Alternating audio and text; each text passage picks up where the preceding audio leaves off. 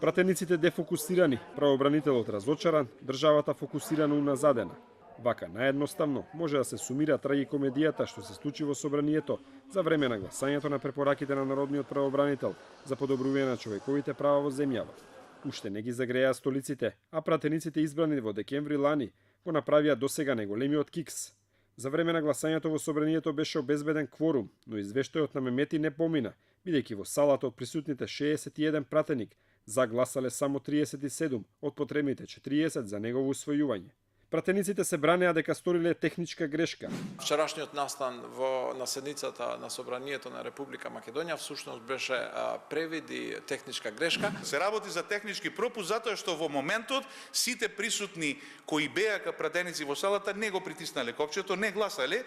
Меѓутоа нема начин како тоа да се врати. Тоа ни беше објаснато од страна на претседателот и ние овој технички пропуск ќе го решиме на тој начин што како координатори на најголемите пратенички групи се договоривме уште еднаш да поминеме низ текстот и како наш предлог да го доставиме до собранието. Сепак за Мемети овдека не станува збор за грешка, туку за несериозен третман на владеачкото мнозинство кон прашањата поврзани со човековите права.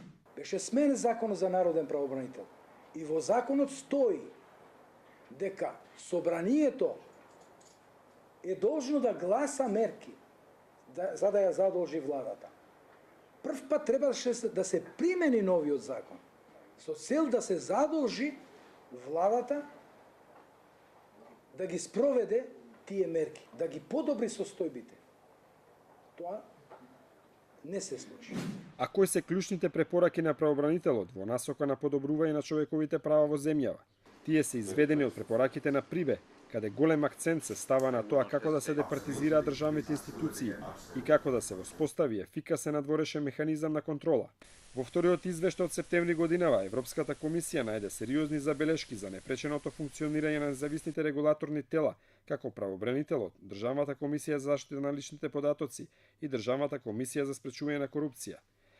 Овие независни тела се соочуваат со низа проблеми, од несоработка на државните институции, преку нетранспарентност во именувањето и разрешувањето, до финансиска зависност и други сериозни проблеми. Од тука се и препораките од кои голем дел се содржани во извештајот на народниот правобранител.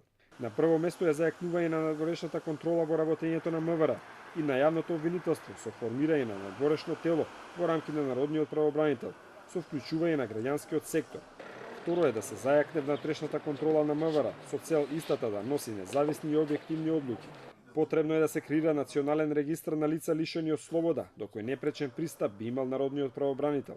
Во делот на социјалната заштита, правобранителот предлага во буџетот да се обезбедат пари за непречена исплата на социјалната помош и зголемување на истата, како и законски измени кои дискриминираат лица на кои им е потребна ваква помош.